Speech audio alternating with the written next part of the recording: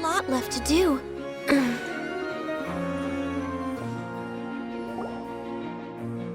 Ayaka! Yoimiya! You're already here! Good morning. Xavier said yesterday afternoon went well. Yeah, and how about you, Ayaka? What were you up to yesterday? After we split up, Ayato went to see Udex Nervillette at the Palais Mermonia. I was originally thinking of going with him, but he said he could manage it himself. He told me to go see the sights around Fontaine and to enjoy the local culture. So I rode the aquabus with Yoimiya and visited the Opera House on Aranias Island. Yeah, you wouldn't believe what we saw there! 2 mechanical puppets that were dancing together! You've already seen them, right? Yeah, those 2! Amazing, aren't they? We sat and watched for quite a while. It was mesmerizing, like we could keep watching them forever. Oh, it was the same for us the first time we saw them, too! Afterwards, we went swimming at the beach! Well, diving, to be exact. It was the first time I ever breathed underwater! I held Ayaka's hand and we counted down together. 3, 2, 1, and then splash! We were beneath the waves.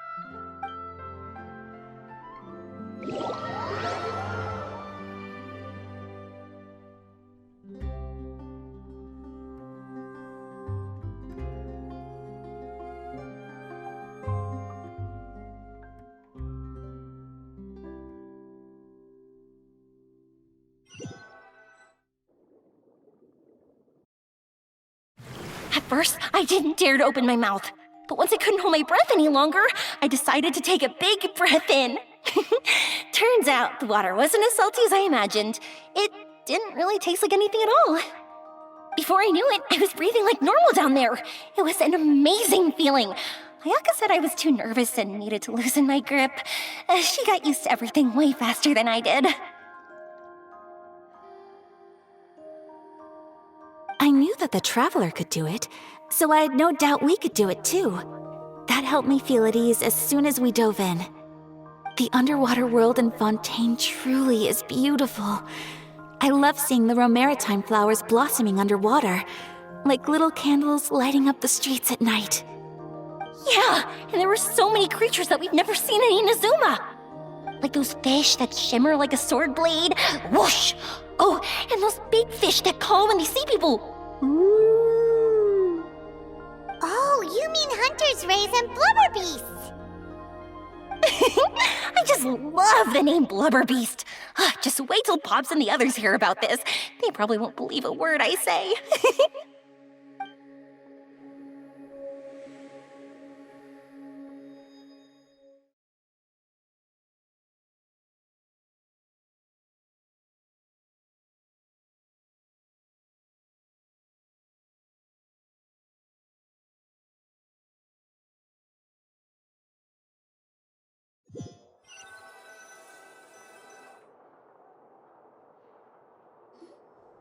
Yoimiya was down there for quite a while. It was dark before we finally rode the aquabus back to the city. I figured she'd want to sleep in today. Yeah, even I was worried that I wouldn't be able to get up. I still felt like I was drifting in the waves when I went to sleep last night. But as soon as I woke up today, I remembered that we'd all be shooting a film together, and I was ready to go. Speaking of the film, where's everybody else? My brother and Xavier were speaking to the restaurant owner about using the place as a filming location. They should be here soon. As for the others, We're here. Please excuse my tardiness. I just finished the Special Patrol's 6-mile morning jog. Wait, 6 miles? I'm so tired. I heard you all chatting, so I decided to come down. I sure could use some of that endless energy everyone else has. Good morning, everyone. Boarding. Can someone fetch me a cup of coffee? More milk, hold the sugar. Sure, I'd be happy to do that for you. No, you can't go anywhere. Please, have a seat over here so I can get started on your makeup. Ugh, the last thing I want is coffee stains on my costumes. I can get the coffee. It's the perfect job for an assistant.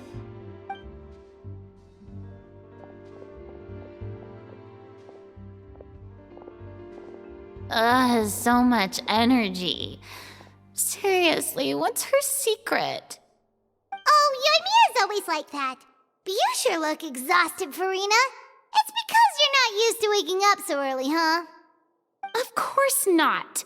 I spent the whole night reading the novel from cover to cover, marking sections that either need to be omitted or adapted. Wow, Paimon didn't expect you to be so thorough. Well, I was the biggest star in all of Fontaine after all. It takes more than just a pretty face to earn a reputation like that. I know how to get serious when the situation calls for it. I went all out when I was acting as an Archon, so why wouldn't I do the same for my own life? Here's your coffee, Director Farina.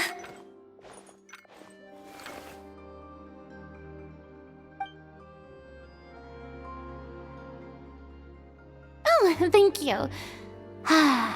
The sound of being called director and the aroma of coffee feels almost as refreshing as hearing the birds chirping in the morning. Oh, it seems everyone has managed to arrive on time. We've reached an agreement with the restaurant owner. We are free to use the second floor to shoot our film. Really? That's great! He is really looking forward to our film and hopes that providing his restaurant as a filming location will attract more customers. Well then, Mr. Xavier, I'll leave the rest to you. Okay, thanks. First, I'd like to introduce our new members. This is our prop manager, Veronique. She'll be in charge of all the film's props and items. And this is Bonneau, our lighting technician. He'll be in charge of lighting and illumination to set up each scene's atmosphere. Wow, sure feels like we have some real professionals joining the crew now. First of all, please allow me to first express my sincerest gratitude to everyone in the crew. When my investor informed me yesterday that he wouldn't be able to provide the funds, I really thought that this was the nail in the coffin for this film. I had no idea that I'd find so many people willing to help me on such short notice. Thank you. Thank you all from the bottom of my heart. No need to be so cordial, Mr. Xavier. We're all honored to be a part of this. Your works made a profound impression on me when I saw them back in Inazuma. I am sure that someday, this film will be remembered as a prime example of cultural exchange between Fontaine and Inazuma. Yes, the story is the reason I agreed to join. I can't bear to even imagine what this film would look like without the very best director. Anyway, I would like to make a promise to everyone that as the producer of this film, I'll do whatever I can to ensure that everything goes as smoothly as possible. This is not just my film. It also embodies the thoughts and feelings of every person here, as well as the endless effort we are about to pour into it. So, without further ado, the Two Musketeers will officially begin filming now! You may take it from here, Director Farina. All right, listen up, everyone.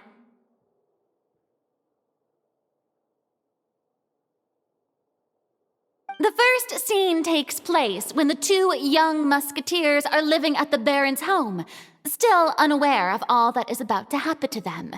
We'll need props and lighting to set the scene. Our lead actors can go get their makeup done, and extras, please take this time to go over your positions. Whoa, seems Farina's really kicking things into gear as the director. Is everyone clear? I don't want anyone traipsing around the set like umbrella finches. All right, cameras will start rolling as soon as the set is ready. Let's make a film that'll make some serious waves in Fontaine. Not the kind of waves that drown people. I mean, the good kind of waves. Seems like she's still a bit traumatized by that.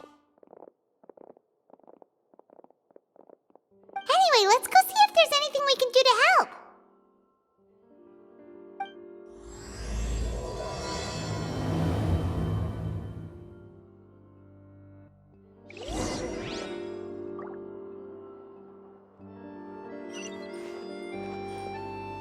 I don't need any help here. Why don't you try asking someone else?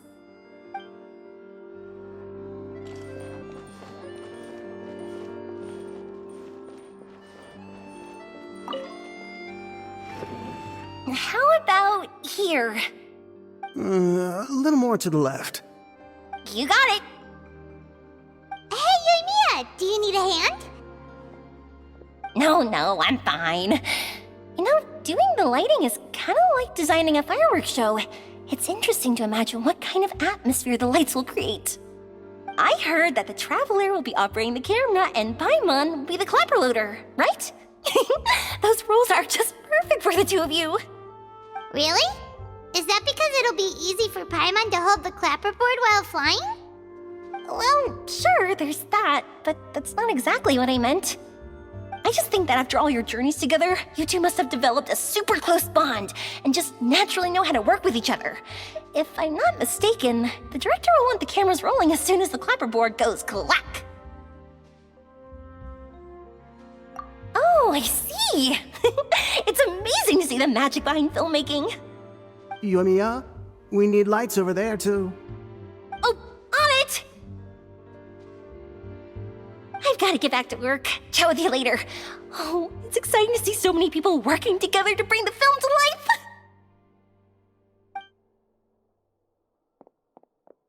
Seems like Yoimiya's really getting into it. But she was right. We do have a super close bond, don't we? Paimon's really happy to hear that.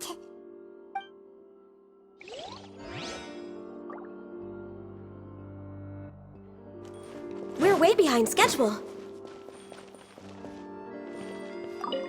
Ah, so this is what a musket looks like. Not exactly.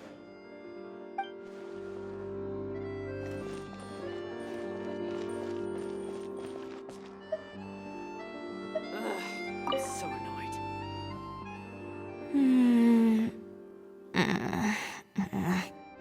Ayaka has mentioned you to me before.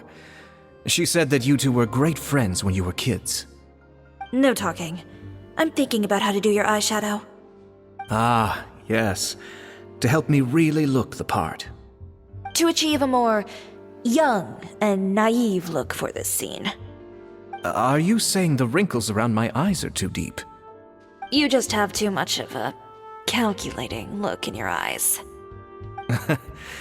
You sure don't mince your words. It seems you really haven't changed much.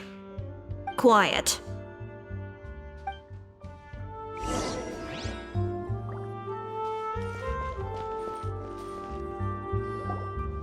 So, this is a real musket? No, it's just a prop weapon. Not bad. Have you seen a real musket before? Only in books and newspapers. I made this one based on the relative shape and proportions I saw in reference images. When we're filming, some special gunpowder will be applied around the muzzle, which will help create the flash and smoke effects of a real gun being fired. Which means it'll be up to the actors to portray the recoil. That's right. The sound effects for gunshots will also be added in post-production. Thank you, Veronique. I think I know where to start now. However, the musket's gears and firing pin could still use some work. Adding some wear on the metallic components will make them appear more realistic. Also, be sure to rub the muskets with some oil each time before we start shooting. That'll give the impression that the firearms have been well maintained. Good point.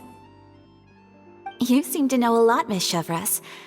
I assume you use these types of firearms on a regular basis? Yes, I perform routine maintenance on my weapons every day. Just like we as people need to eat and sleep, Muskets need to be cleaned and maintained.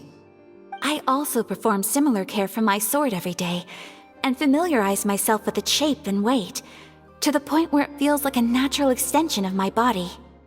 Yes, this way, our weapons will never betray us in the heat of battle. Yes, well said.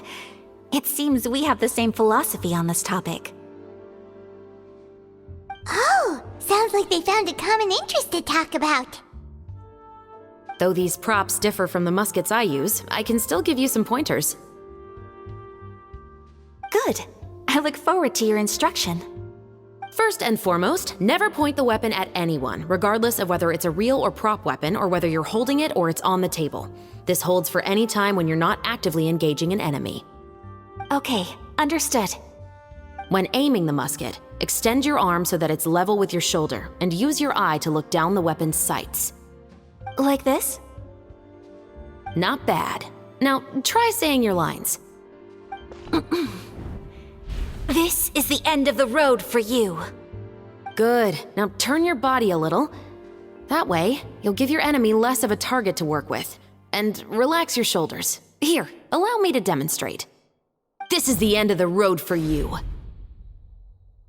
Huh. Excuse me, Miss Chiori. Director Farina, there's something I wish to discuss with you. Oh? What is it? Like this? Yes, much better. What do you think? I do see your point. But are you sure you wish to do this? I believe it would be most fitting. Well, if you insist. All right, I understand.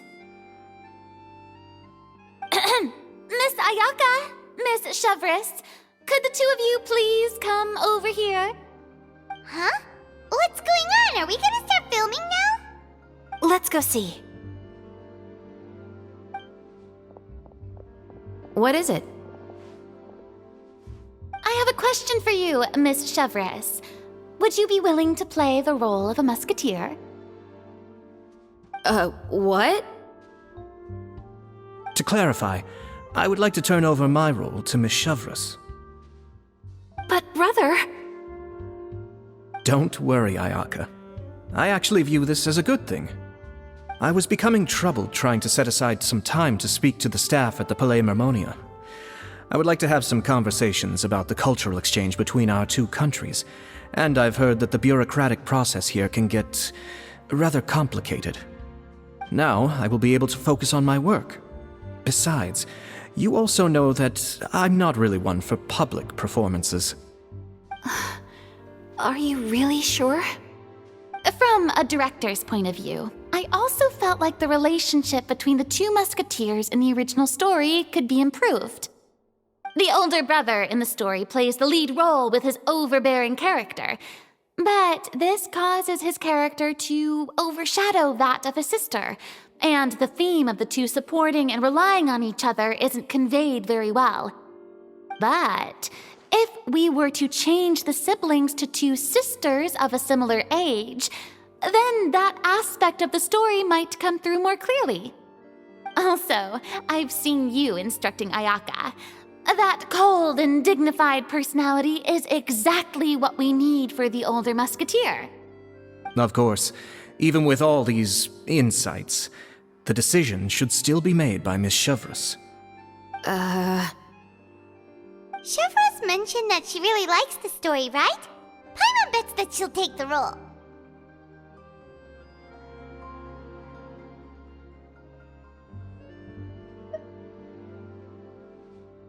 All right, I'll take the role. Good. It's decided then. I'll get started on making edits to the script. We'll also need to make some immediate adjustments to the lighting, props, and costumes. I have a feeling that our adaptation will be even better than the original story. You're doing a great favor for me, Miss Chevris. You have my gratitude. Don't mention it. I like this character, so if anything, I should be the one thanking you. Well, since my brother is the one who brought up the idea, I suppose there's no need to worry. Let's go, Miss Chevres. I look forward to working with you. Please, just call me Chevres.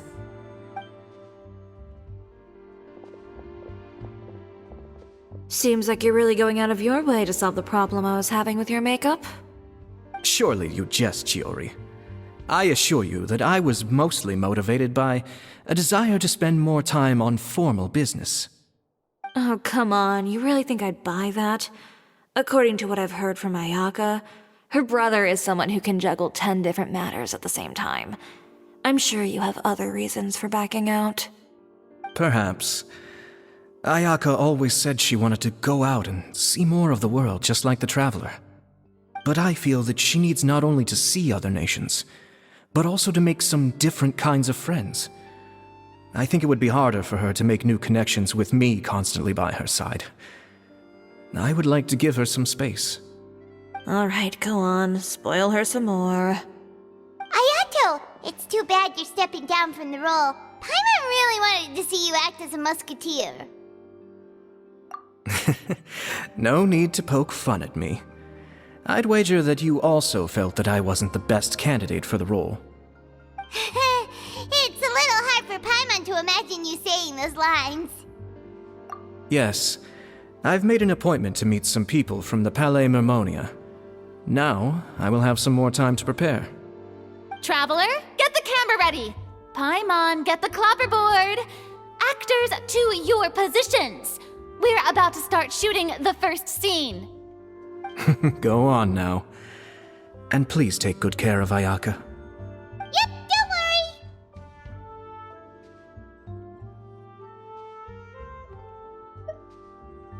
Thank you. I look forward to seeing the film when it's finished.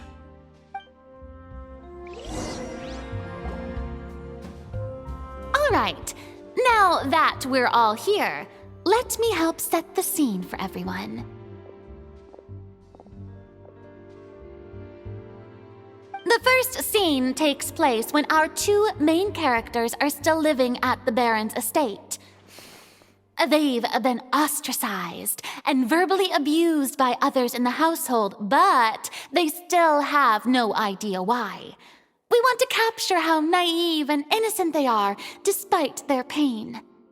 Chevres will be playing the role of the older sister, Tulip, and Ayaka will be the younger sister, Iris. Be sure to get close-ups of the main characters at the right moment. Silence on the set! Lights, camera, action! Let's go! Tulip, Mother's been out for quite a while now. Perhaps she went to pick some flowers on the way home. You know how she loves flowers. Iris, Tulip, I'm home. Mother! You were out for so long, we were beginning to worry about you. I'm sorry, but I'm back now, safe and sound. Here, I brought your favorite treat, apple turnovers. Mother, what are those bruises on your hand? Huh? What bruises? Oh, I must have bumped into something while I was working yesterday. But I didn't notice them this morning. Then perhaps they're from when I accidentally tripped when I was out just now. By the way, did you have fun playing at home? What's the matter, Iris? Well, we've realized that no one really wants to play with us. They even took Iris's doll and spat at us. And they even called us names. They said we were... Shh! It's all right, don't worry. Girls, listen, it doesn't matter what anyone says. Don't listen to them. No one can define you with such words. You both have wonderful lives ahead of you. Just like your names. You will both blossom like beautiful flowers. Maybe your time to blossom hasn't quite come yet, but one day, you two will bloom more beautifully than anything else. Don't let the soil you're in now ruin your future beauty, understand? My dear daughters. And cut! Not bad. The actors' emotions were all on point. Let's keep that take. Also, if our clapper loader could avoid shouting at the start of the scene next time. Oh, got it. Great. I was a little worried that my nerves would get the better of me. What about you, Chevros? I felt fine. The lines weren't too difficult at all. Seems like Farina must have adapted the role nicely. You two were great. I couldn't tell it was your first time acting in a film. You should have more confidence. Thank you for your encouragement. Positions, everyone! We'll move on to the next scene after we try a few more camera angles.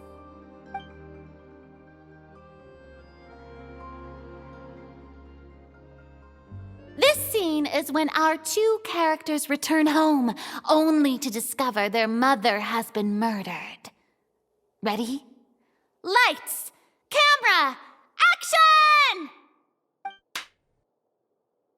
Mother, we're back! Mother?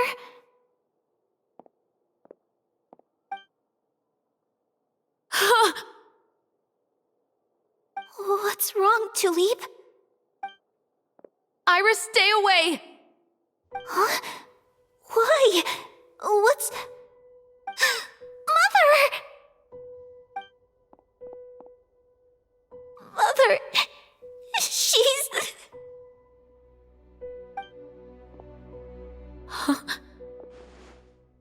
There's poison in this cup. Huh? I could have sworn I've seen this kind of cup before. Those aristocrats. They didn't even try to cover up their actions.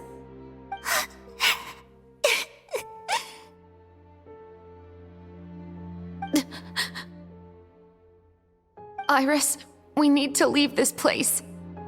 Leave?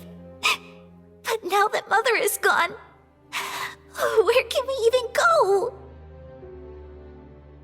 Anywhere. All I know is that we can't stay in this house.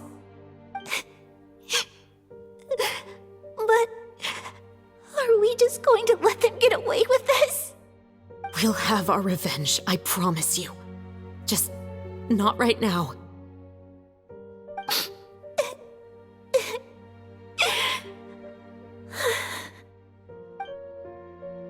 Come on, let's go. No, wait. We can't just leave Mother here like this. At least let me leave this rose with her. That's why we went out in the first place. To buy her this flower. All right. Goodbye, Mother. We'll avenge you. Someday. And cut! Beautiful! Great performance! Oh my, you're so amazing, Ayaka! And were those real tears I saw? How did you do it? I was surprised too. Thank you for the kind compliments. Actually, as soon as Director Farina said action, I told myself not to think about anything. I just felt the weight of the moment and became the character. It's quite similar to practicing the art of the sword. You clear your mind and focus only on what's happening in front of you. Ayaka's performance was amazing. Have I discovered an acting prodigy? Pipe down, everyone! We need to move on to the next scene!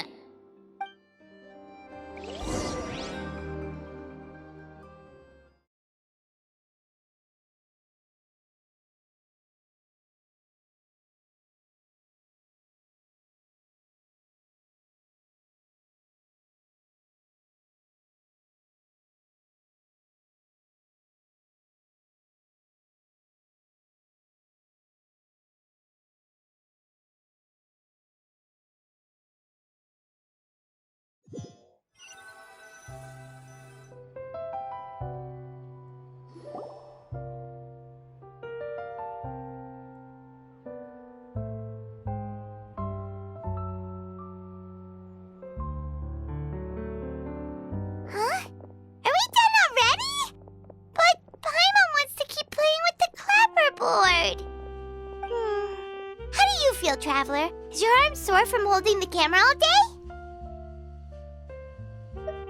Good work, you two. You too, Shivers. You were quite the actress today. I've read this novel many times before. I have a good grasp of my character's mindset. Anyway, do you remember my request from yesterday? Oh, right! We were having so much fun that Paimon nearly forgot! You have a case where the murders seem really similar to the cases in the novel, right? So, how are they similar exactly? In the story, the main characters grow up to become two musketeers, always using their guns to carry out their revenge. And on each of the victims, they place a rainbow rose as a signal that they've returned. Yes, that's correct. We found rainbow roses just like in the novel. Seems like you're connecting the dots now. Oh, that does sound pretty concerning. Especially after seeing the script today. Oh, now Paimon can't stop wondering what kind of ulterior motive the murderer might have. What do you think, Traveler? You're smart. Paimon wants to hear your thoughts. Good. On behalf of Fontaine's Special Security and Surveillance Patrol, thank you for your dedication to justice. There's no time to lose. We should start investigating right away. Follow me. Huh? Right now? But we just got done filming all day. Paimon's so tired. The most valuable intel always comes after nightfall. They are like small, remote islands in the middle of the sea. If you don't stay vigilant, you will pass right by them in the fog. That's how one of my favorite books always puts it, at least. So, where are we going right now? Let's start by checking out some workshops that sell mechanical components. If the culprit is making their own weapons, it's very likely that they'll visit those sort of places.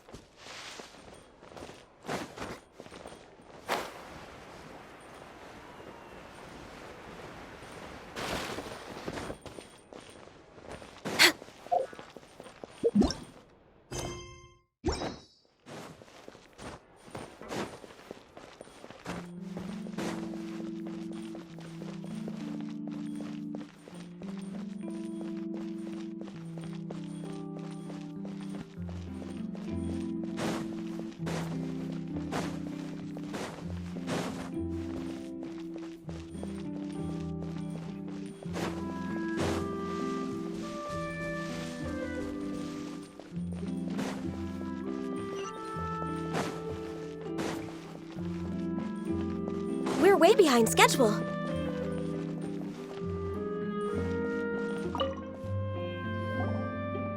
Welcome to LeChaux's Clockwork Workshop. How can I help you? Hello.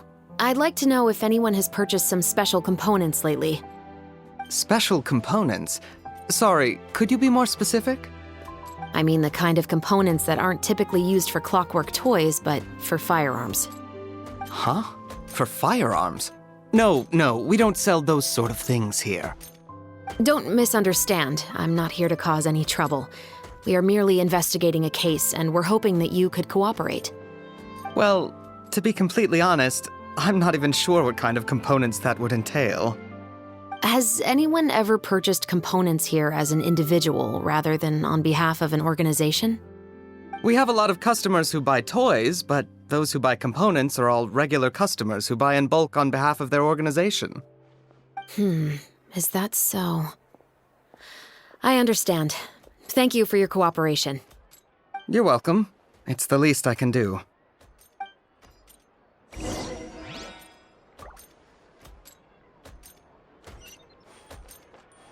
Next on the agenda...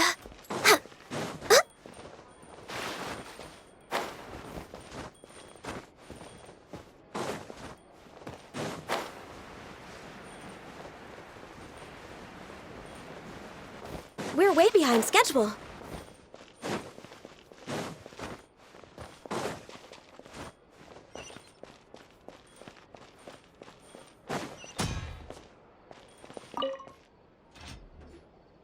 Oh, hey, Chevres. Run out of oil for your musket again? Hello, Estelle. I want to know if anyone has come to your shop recently to order some firearm components. Oh, is this another case? Let me think. I don't think so. Some people have requested that I make some prop guns for the Fontanalia Film Festival, but I refused all of those requests. Oh? Why's that? Because there's no profit! I only make things here that can do some real heavy lifting. I don't have the energy to make some new molds just for the festival. Then has anybody come specifically looking for mechanical components? Well, I usually sell off my scrap to the Fleuve Cendre. I don't typically give them to one specific person. I understand. Thanks for your cooperation. Don't mention it. Always happy to have the Musketeers' patronage.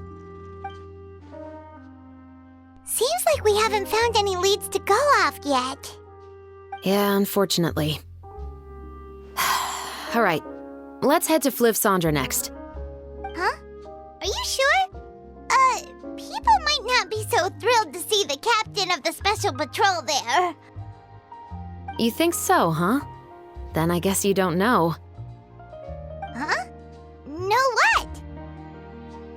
That I grew up in Fleuve Cendre.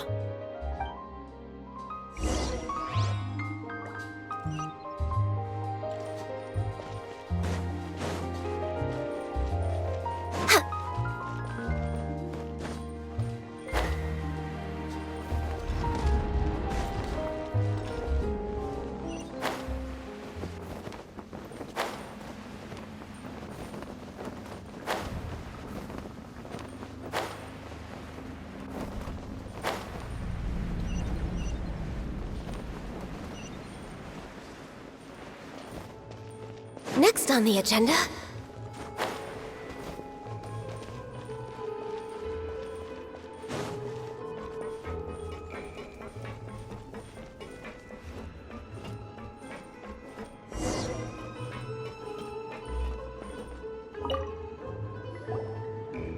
Hello, I'd like to ask some questions. I don't know anything. Don't worry, I'm not here to arrest anybody. You say that now. It's the truth. Here, take this as my guarantee. Wait, did Paimon just see what she thinks she saw? Is the captain of the special patrol bribing a citizen? Seems you're different from the other guards. What do you want to know? Have you heard anything related to Muskets in Fleuve Cendre lately? Anything at all? Muskets, huh? All I know is that about 2 weeks ago, we started hearing some loud noises at night. So loud that it's been waking me up. Were they gunshots? Possibly. It's hard to tell around here. Someone's house collapsing, a pipe exploding somewhere, it's all the same. But the noises I'm talking about definitely happened after I fell asleep. Do you know where the noises were coming from? I don't remember clearly. Is it that you don't remember, or that you need to think about it some more? You tell me. Then please, think about it some more. She's giving her even more Mora! The noises came from the end of the Southern Waterway. I came out and had a look for myself when I wasn't sleeping well, but I didn't dare get too close. That's all I know. All right, I'll take your word for it. Thanks for the pâte de fruits.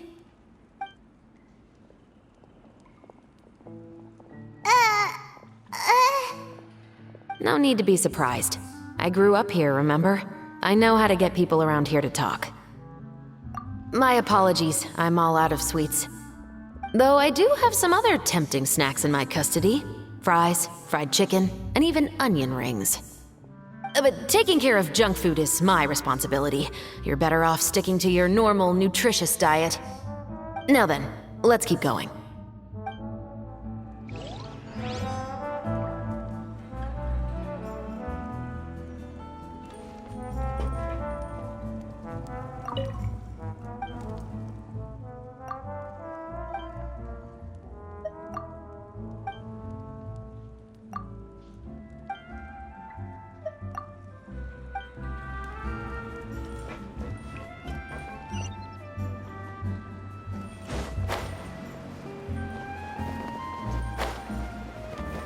We're way behind schedule.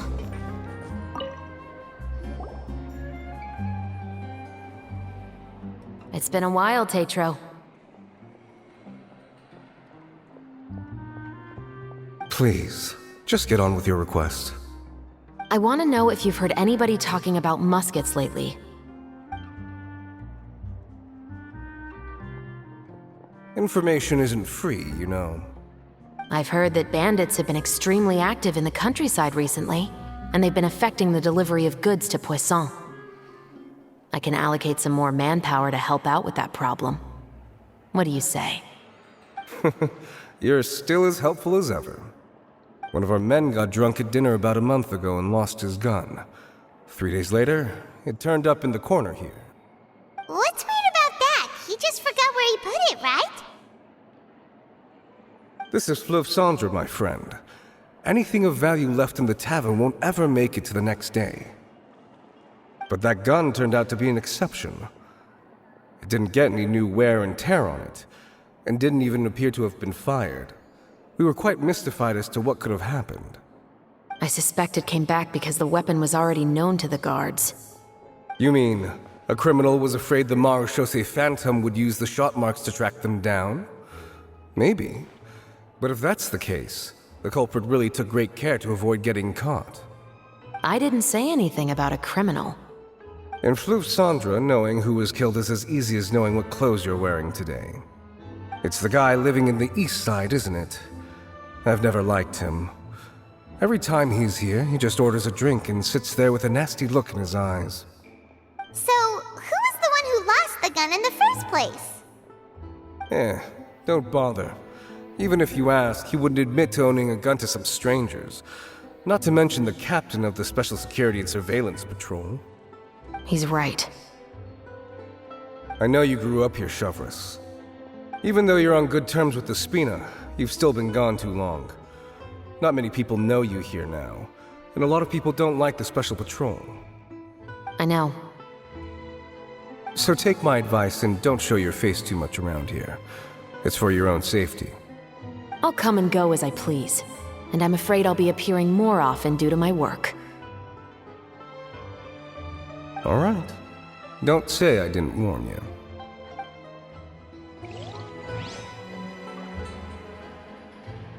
Next on the agenda, we're way behind schedule.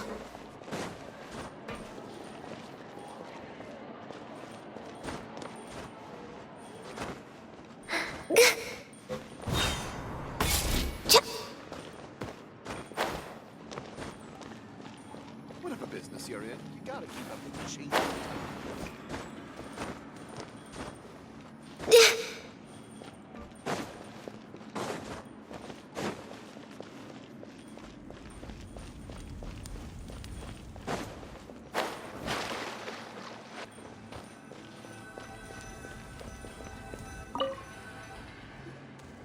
What's all this? Some broken planks and barrels, as well as some liquor bottles? Yes, but have a closer look, Paimon. Even though somebody has purposefully tried to clean them up, these are obviously marks from musket bullets. In other words, someone was here trying to improve their shot. They were using the barrels and bottles for target practice. Could it have been the killer? Your guess is as good as mine. Although many people at Fleuve Cendre own guns, few hide the fact from others. And even fewer would go to such lengths to hide markings from practice shots. Anyway, let's go. There might be more to this.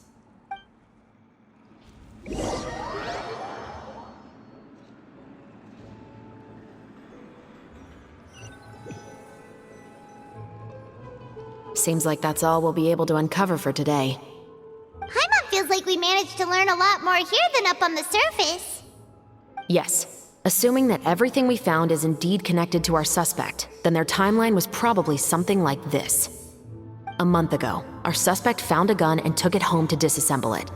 Once he'd figured out its mechanics, he brought it back. In the following weeks, he used some parts to create his own makeshift musket, and took it to the Fleuve Cendre for target practice. Then, a few days ago, he found his target and carried out the murder. Once the deed was done, he left a rainbow rose on the body, just like the scene in the novel. That all makes sense. The deceased was a resident of Fleuve Cendre. It's said that he was a poor, solitary man.